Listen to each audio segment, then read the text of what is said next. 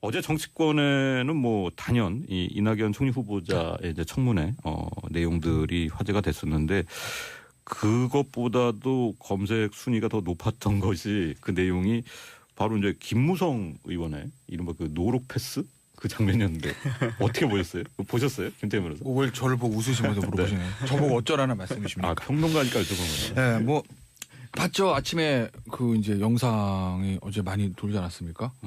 예, 재밌게 봤습니다. 네. 그걸 재밌게 보셨어요. 보시면 안 되는데. 네. 김광진 가슴 아프게 의원님의 보셔야죠. 페이스북 글도 제가 봤습니다. 이걸 그래요? 뭐라고 매기해야 되나라고 쓰시지 않았나요? 예. 예. 네, 근데 뭐 어저께 그거 이제 사실 그게 그저께 그 영상이 처음 모 방송 프로에서 올라왔다고 해요. 처음에 네. 근데 그 처음에 그 보도한 그 방송 관계자를 제가 어제 잠깐 봤는데 그 사람 관계자의 얘기는 자기들은 처음에 그거 방송할 때 네. 그냥 뭐 이런 얘기 있었군요 하고 심각하게 안 봤다는 거예요. 근데 이제 어제 날이 바뀌면서 이제 또 난리가 난 거죠. 네. 근데 김광진 의원부터 하세요. 그다음 제가 할게요. 근데 요즘 뭐 꼭 문재인 대통령의 어떤 행보를 떠나서도 네. 요즘 정치인들이 그렇게 뭐 가불관계 혹은 그 보좌진이나 비서진들을 그렇게 거의 종부리듯이 이렇게 생각하지는 잘 않거든요. 네. 근데 엊그제 그 김무성 대표의 모습을 보고서는 정말 이분이 지금 시대를 살아가는 정치인의 행보인가라고 하는 생각이 들 정도로 전 너무 좀 황당했고요. 네. 그런 것이 그렇게 카메라가 보여지는 모습에서도 아무렇지도 않게 진행이 된다라고 하는 것이면 카메라가 없는 상황에서는 또 어떻게 이분이 사람들을 대할까라고 하는 그런 생각까지 좀 하게 됐고요. 네. 너무 좀 황당했어요. 근데 이게 뭐 약간 이제 권위주의적인 태도 논란도 있지만은 뭐 원래 이제 너무 이제 평소에 호흡을 맞추고 있는 수행원이라면은 뭐 그럴 수도 있겠다 이런 반론도 좀 나오는 것 같은데 사실 이제 김무성 의원이 이 문제가 이렇게 논란이 되는 것에 대해서 상당히 좀 불쾌함을 내비친 것 같아요. 어제 기자들 만난 자리에서는 수행원이 보이기에 이렇게 밀어줬는데 그게 잘못된 것이냐. 앞뒤 상황을 좀 설명해 달라는 이제 기자들의 요청에는 왜 해명을 이걸 해야 되느냐 이렇게 뭐 거절을 했다 이런 또 기사도 나오는데요. 김무성 대표 좋은 사람이에요. 아니 그러니까 제가 그 얘기 왜 말씀드리냐면 저기 이제 김광진 의원님은 그런 말씀들 있잖아요. 그러니까 카메라 꺼졌을 때 뭐 어떻게 하는 그런 부분들. 그러니까 갑질하고 이런 스타일이 아니에요. 스타일 자체가 뭐 아시는 분은 아시겠지만. 그러니까 주변 사람들 좀 격이 없게 대하는 편이에요. 스타일 자체가. 그러니까 예를 들면 뭐 그런 얘기도 하잖아요. 그러니까 기자들 이제 인터뷰할 때 막 마이크 들이면 이렇게 반말 툭툭 던지는 그런 특유의 화법도 있잖아요. 뭐 점수는 너희들이 매겨라 뭐 이런 거. 네. 그러니까 그게 이제 뭐 기자를 뭐 낮춰보거나 약간 그 멸시해서 반말하는 것이 아니라 그러니까 본인이 이제 말투 자체가 약간 좀 격이 없게 하는 그런 말투들이 있어요. 그러니까 그건 아마 취재하신 분들도 알 거예요. 네. 그래서 원래 뭐 격이 없이 좀 이렇게 대하는 사람이지 그런 무슨 수행원이라든지 아니면 뭐 측근이라든지 뭐 소위 말해서 본인보다 아랫사람들한테 이렇게 막 강압하거나 무슨 갑질하거나 이런 스타일 아닌데 그러니까 어제 그 부분은요 막 이런 게 좀 있었던 것 같아요. 그러니까 네. 뭐 방송에도 뭐 김무성 대표 쪽 관계자라고 해서 이제 얘기는 나왔지만 그러니까 이제 김무성 대표 그러니까 대부분 되게 수행원들이랑 같이 가잖아요. 네. 캐리어들을 네, 네. 다 가면 보면 이제 의원들 해외 출국하고 나갈 때 보면 이렇게 수행원들이 다 이제 짐 이렇게 해주죠. 본인이 들고 들어간 경우는 거의 없을 거예요. 네. 아마 제가는 그렇게 알고 있어요. 그러니까 뭐 그게 뭐 갑질이라기보다 같은 수행하는 사람들이 들어주고 이제 올 때 기자들 뭐 인터뷰하고 들어가고 나오고 이러는데 어제 이제 캐리어를 들고 나오다가 네. 본인이 아마 안에서 연락을 받았을 거예요. 밖에 기자들이 기다리고 있다. 기자들과 있다. 그러니까 본인 입장에서 보면 그 김무성 대표 전 대표죠. 전 대표 스타일상 캐리어 들고 이렇게 나와가지고 기자들이랑 이렇게 인터뷰하고 이런 거에 사실 조금 멋쩍다고 해야 되나. 뭔가 좀 어색하다고 생각했을 거예요. 그래서 이제 빨리 그 캐리어를 수행원한테 넘겨주고 본인은 인터뷰를 가겠다라는 생각에 툭 던졌는데 네.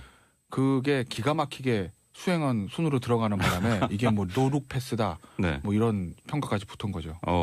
이게 뭐 가방 굴리기 신공이다 뭐 이런 약간 비아냥 섞인 그런 반응도 나왔는데 사실 이제 김무성 의원 측 뭐 의원실 측에서 해명한 것은 뭐 김 변호사 말씀하신 대로 이제 취재진들이 입국장에 기다리고 있다는 얘기를 들었기 때문에 좀 빨리 인터뷰에 응하려던 게 좀 오해를 샀다. 뭐 일단 이런 해명을 내놓고 있습니다. 뭐 그렇지만 근데 그걸 대하는 태도라고 하는 게 기본적인 네. 인성 안에 들어가는데 방법은 여러 가지가 있겠죠. 예를 들면 그렇게 가방을 들고 나오는 게 문제가 되면 가방을 그분 앞에 둬도 되는 겁니다. 그런 식으로 못 들어가잖아요. 그거. 네. 아니죠. 문 입구에 놓으면 되는 거죠. 아니, 못 들어가니까.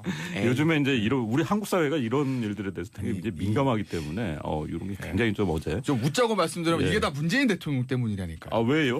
아니 그 여사님이 네. 예? 김정은 여사님이 사실은 이사심 할 때 네. 혼자 캐리어를 들고 가시는 바람에 이게 대조적이 됐다. 예, 그래서 사실 대통령의 이 소탈 행보 때문에 네. 다른 정치인들이 알겠습니다. 더 비난을 받는. 아니 근데 그런 측면들이 있는 것 같아요. 그러니까 예를 들면, 네. 그러니까 이제 국민들의 눈높이가 더 높아진 거죠. 그러니까 의원들이나 정치인들을 보는. 그러니까 정치인들이 이 행동 하나하나가 더 힘들게 생겼어요. 네. 왜냐하면 사실 그때 여사님이 김영수 여사님이 이렇게 캐리어를 끌고 나올 거라 아무도 생각 못 하지 않았습니까? 그냥 저만 해도 봤을 때, 이삿짐을 직접 나르네? 네. 왜냐면 거기 수행원들 경험 다 있을 텐데, 그러니까 그걸 저만 해도 국민들이 보니까 거기에 기준점을 맞추게 되는 거죠. 알겠습니다. 이렇게 이런 것도 문재인 때문이다라고 말을 해도 방송에 잘리지 않는 새로운 이거 인정. 좋은 의도에서 하는 거니까요. 네, 알겠습니다. 비난하는 게 아니라 좋은 의도. 자, 뭐 화제성 소식이어서 다뤄봤고요. 본론 좀 넘어가 보겠습니다. 어제 이제 청와대 외교안보 라인 인사 계속 이어졌는데 국가안보실 1차장의 이상철 성신여대 안보학과 교수, 또 2차장에는 김기정 연세대 교수가 임명되어 있습니다. 사실 이제 김기정 교수 같은 경우에는 뭐 이번에 외교 안보 라인에 등용이 될 것이라는 전망이 꾸준히 나왔던 분이고요. 자, 이상철 신임 1차장은 군 출신 인사로 알고 있는데요. 맞습니까? 예. 네.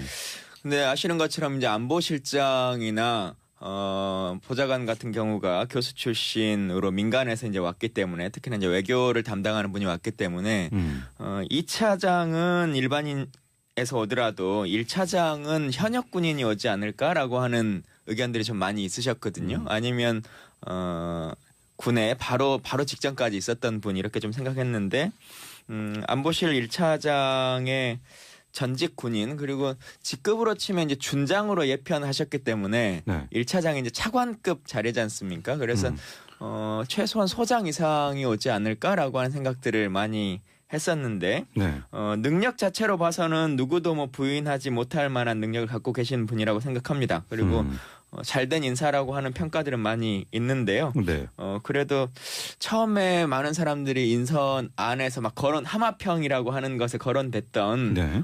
그 분들이 다 이렇게 낙마되고 또 새로운 인물이 이렇게 왔다라고 하는 걸 보면 최근의 인사의 방향성들이나 이런 것들이 거의 대부분 언론에서 거론되는 분들이 다 되지 않고 네. 대통령이나 아니면 관련자들이 의중에 두고 있었던 또 새로운 인재를 발굴해서 인선하는 것이 아닐까 이런 생각들이 네. 좀 있습니다.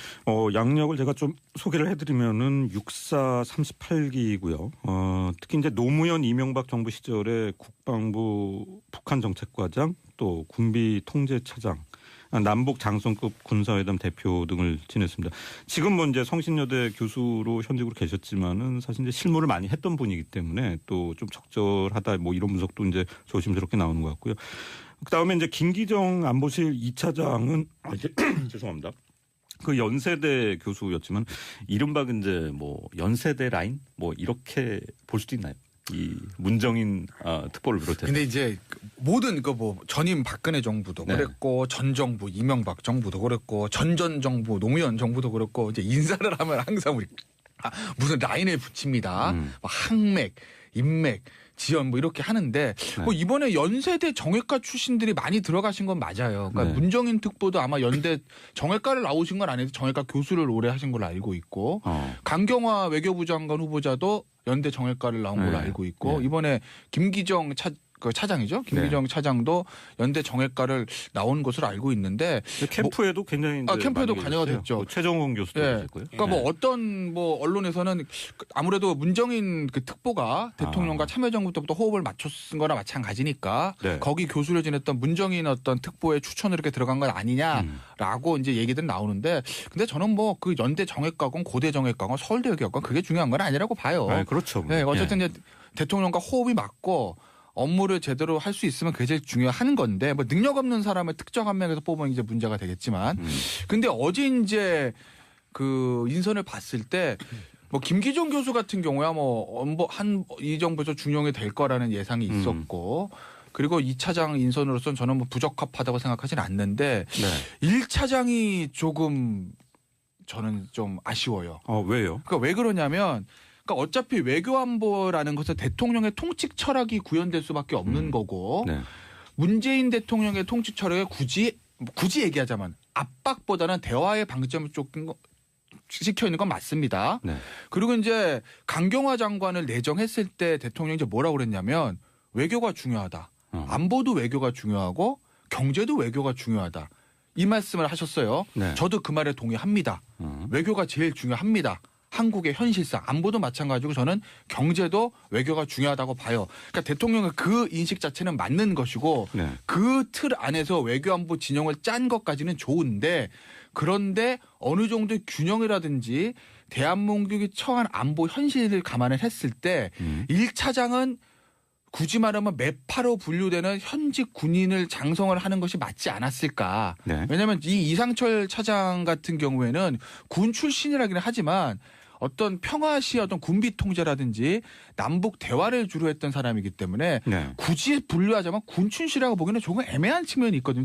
직업은 군 출신이지만. 그러니까 예를 들면 강경화 외교부 장관 외교 경험은 그렇게 많은 분은 아닙니다. 네. 그다음에 정의용 안보실장 외교 전문가긴 하지만 굳이 말하면 통상 쪽 전문가지 대미 외교라든지 안보 그다음 북핵 여기 전문가 아닙니다.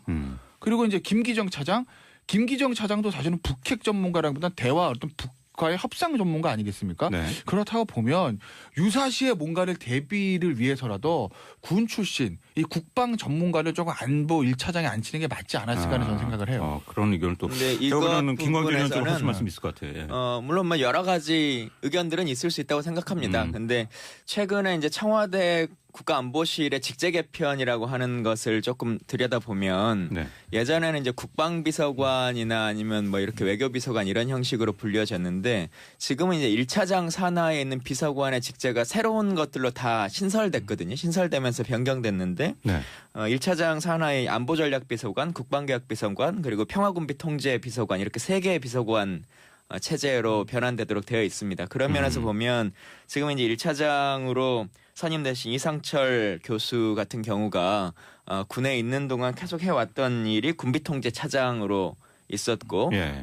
그리고 이제 국방 개혁 부분에 대한 일들을 쭉 해왔기 때문에 관련한 비서관들을 가장 잘 통제할 수 있고 그 내용에 대한 숙지가 잘 돼 있는 것으로 뭐 그렇게 볼 수는 있을 것 같습니다. 네, 청취자 질문이 들어왔는데 김기정 이제 연세대 교수가 현재 국정기획자문위원회 외교분과위원장이기 때문에 만약에 이제 국가안보실 2차장으로 임명되면은 분과위원장을 새로 뽑는 건가 이렇게 여쭤보시는데 제가 보기엔 겸직이 가능할 것 예, 같아요. 지금 뭐 이 자리가 국정기획자문위원회가 기간이 길지도 예. 않을 뿐만 아니라 네. 대부분의 분들이 예를 들면 국회의원을 겸직하면서도 하고 있고 다른 행정부에 있는 분들도 네. 뭐 일반 그 실장 같은 경우는 기조실에 있는 모든 기조실장들이 다 참여하고 뭐 그렇지 않습니까? 그래서 크게 문제될 것 같지는 않습니다. 네, 지금 뭐 장하성 청와대 정책실장도 이제 그 부위원장을 겸직하고 있기 예. 때문에 지금 뭐 분과위원장을 새로 뽑는 것 같지는 않다는. 예를 들면 분과 안에서는 뭐 예. 위원장은 다른 분이 뭐 맡을 수는 있겠지만 특별히 이것을 변동해야 될 그런 상황은 아니라고 생각합니다.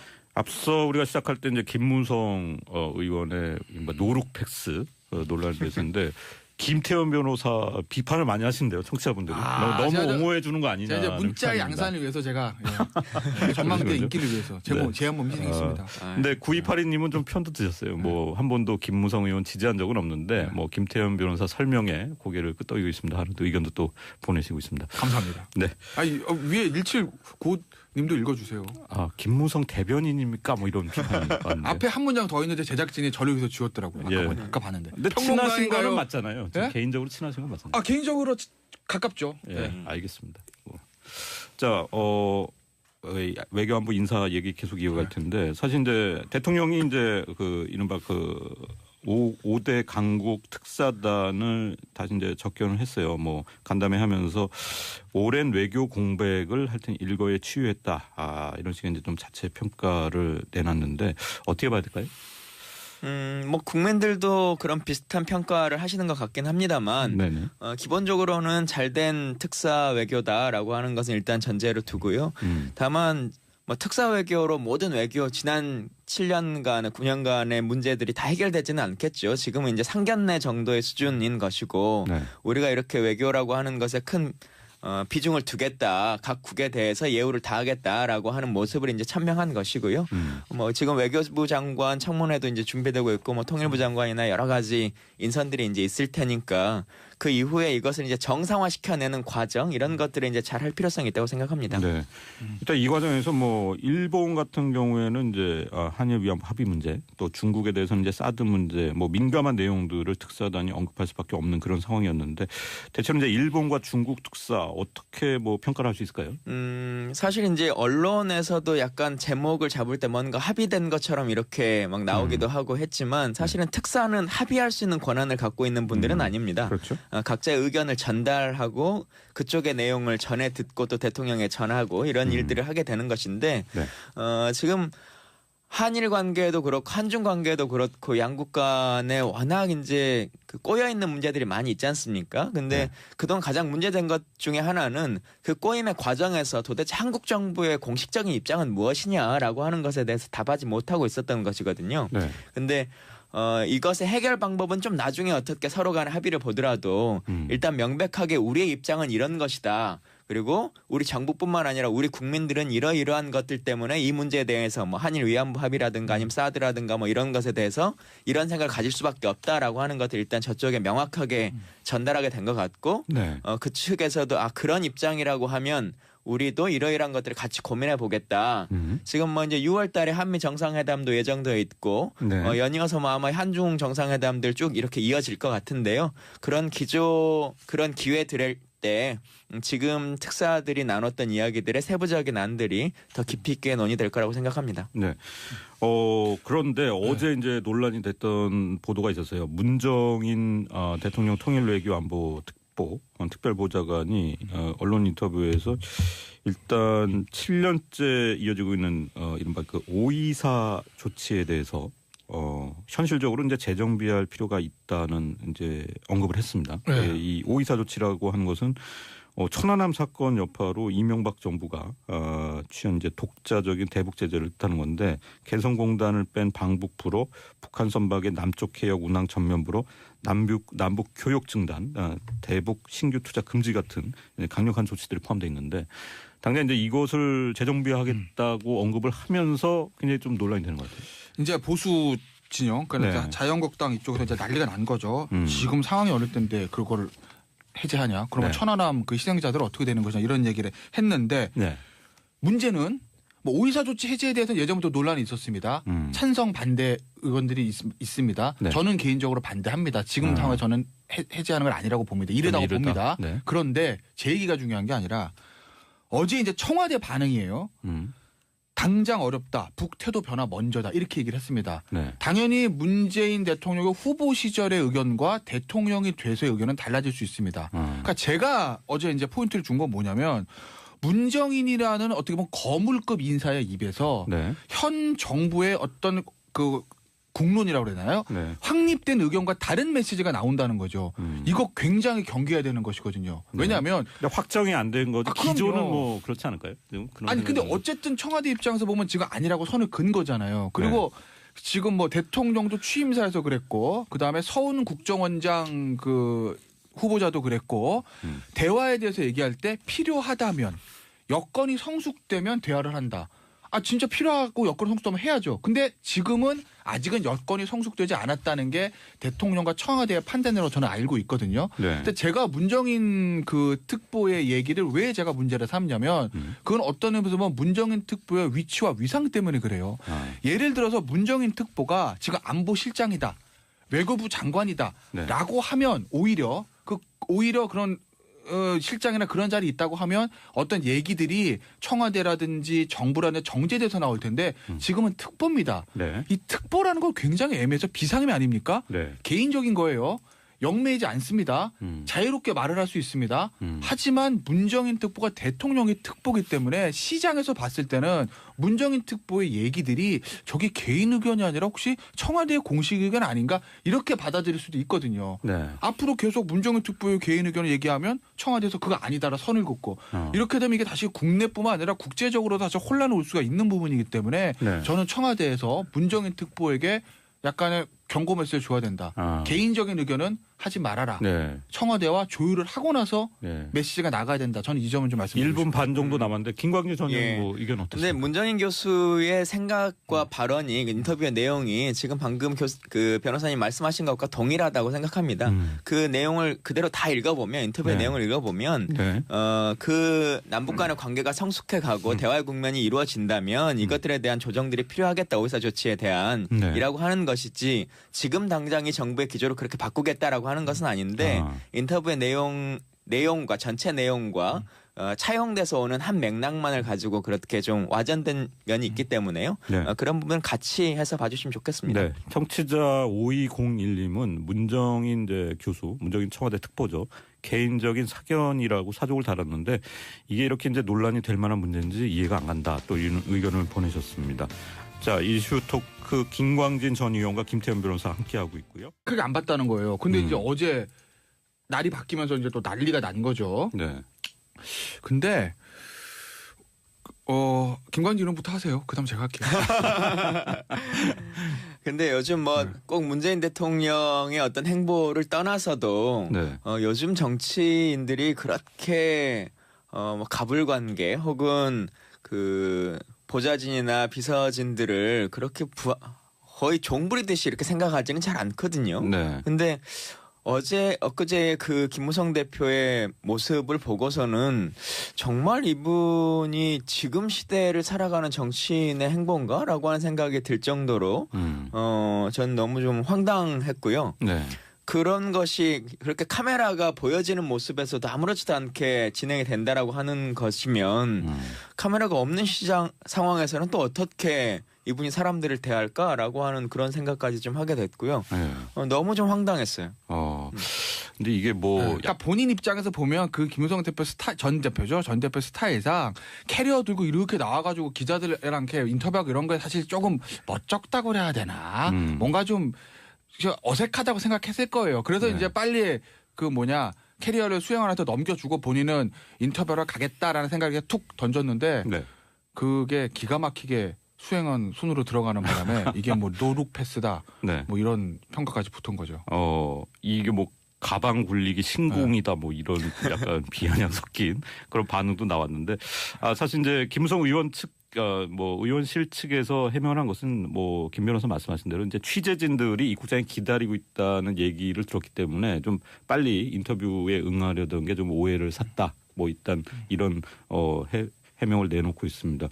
뭐 그렇지만 근데 그걸 대하는 태도라고 하는 게 기본적인 네. 인성 안에 들어가는데 방법은 여러 가지가 있겠죠. 예를 들면 그렇게 가방을 들고 나오는 게 문제가 되면 가방을 그분 앞에 낮춰보거나 약간 그 멸시해서 반말하는 것이 아니라 그러니까 본인이 이제 말투 자체가 약간 좀 격이 없게 하는 그런 말투들이 있어요. 그러니까 그건 아마 취재하신 분들도 알 거예요. 네. 그래서 원래 뭐 격이 없이 좀 이렇게 대하는 사람이지 그런 무슨 수행원이라든지 아니면 뭐 측근이라든지 뭐 소위 말해서 본인보다 아랫사람들한테 이렇게 막 강압하거나 무슨 갑질하거나 이런 스타일 아닌데 그러니까 어제 그 부분은요 막 이런 게 좀 있었던 것 같아요. 그러니까 네. 뭐 방송에도 뭐 김무성 대표 쪽 관계자라고 해서 이제 얘기는 나왔지만 그러니까 이제 김무성 대표 그러니까 대부분 되게 수행원들이랑 같이 가잖아요. 네. 캐리어들을 네, 다 가면 보면 이제 의원들 해외 출국하고 나갈 때 보면 이렇게 수행원들이 다 이제 짐 이렇게 해주죠. 본인이 들고 들어간 경우는 거의 없을 거예요. 네. 아마 제가는 그렇게 알고 있어요. 그러니까 뭐 그게 뭐 갑질이라기보다 같은 수행하는 사람들이 들어주고 이제 올 때 기자들 뭐 인터뷰하고 들어가고 나오고 이러는데 어제 이제 캐리어를 들고 나오다가 네. 본인이 아마 안에서 연락을 받았을 거예요. 밖에 기자들이 기다리고 있다. 기자들이 와 있다. 어제 정치권에는 뭐 단연 이 이낙연 총리 후보자의 이제 청문회 내용들이 화제가 됐었는데 그것보다도 검색 순위가 더 높았던 것이 그 내용이 바로 이제 김무성 의원의 이른바 그 노룩 패스 그 장면이었는데 어떻게 보셨어요? 보셨어요? 김태현 변호사? 왜 저를 보고 웃으시면서 물어보시네요. 저보고 어쩌라는 말씀이십니까? 아 평론가니까 여쭤본 거예요. 네, 뭐 봤죠. 아침에 그 이제 영상이 어제 많이 돌지 않았습니까? 예, 재밌게 봤습니다. 네. 그걸 재밌게 보셨어요? 보시면 안 되는데. 네. 김광진 가슴 아프게 의원님의 보셔야죠. 페이스북 글도 제가 봤습니다. 이걸 그래요? 뭐라고 매기해야 되나라고 쓰시지 않았나요? 예. 예. 네, 근데 뭐 어저께 그거 이제 사실 그게 그저께 그 영상이 처음 모 방송 프로에서 올라왔다고 해요. 처음에 네. 근데 그 처음에 그 보도한 그 방송 관계자를 제가 어제 잠깐 봤는데 그 사람 관계자의 얘기는 자기들은 처음에 그거 방송할 때 네. 그냥 뭐 이런 얘기 있었군요 하고 심각한 약간 이제 권위주의적인 태도 논란도 있지만은 뭐 원래 이제 너무 이제 평소에 호흡을 맞추고 있는 수행원이라면은 뭐 그럴 수도 있겠다 이런 반론도 좀 나오는 것 같은데 사실 이제 김무성 의원이 이 문제가 이렇게 논란이 되는 것에 대해서 상당히 좀 불쾌함을 내비친 것 같아요. 어제 기자들 만난 자리에서는 수행원이 보이기에 이렇게 밀어줬는데 그게 잘못된 것이냐. 앞뒤 상황을 좀 설명해 달라는 이제 기자들의 요청에는 왜 해명을 이걸 해야 되느냐 이렇게 뭐 거절을 했다 이런 또 기사도 나오는데요. 김성환 대표 좋은 사람이에요. 아니 그러니까 제가 그 얘기 왜 말씀드리냐면 저기 이제 김광진 의원님은 그런 말씀들 있잖아요. 그러니까 카메라 꺼졌을 때 뭐 어떻게 하는 그런 부분들. 그러니까 갑질하고 이런 스타일이 아니에요. 스타일 자체가 뭐 아시는 분은 아시겠지만. 그러니까 주변 사람들 좀 격이 없게 대하는 편이에요. 스타일 자체가. 그러니까 예를 들면 뭐 그런 얘기도 하잖아요. 그러니까 기자들 이제 인터뷰할 때밖에 마이크 들이면 이렇게 반말 툭툭 던지는 그런 특유의 합법도 있잖아요. 뭐 점수는 너희들이 매겨라 뭐 이런 거. 네. 그러니까 그게 이제 뭐 기자를 뭐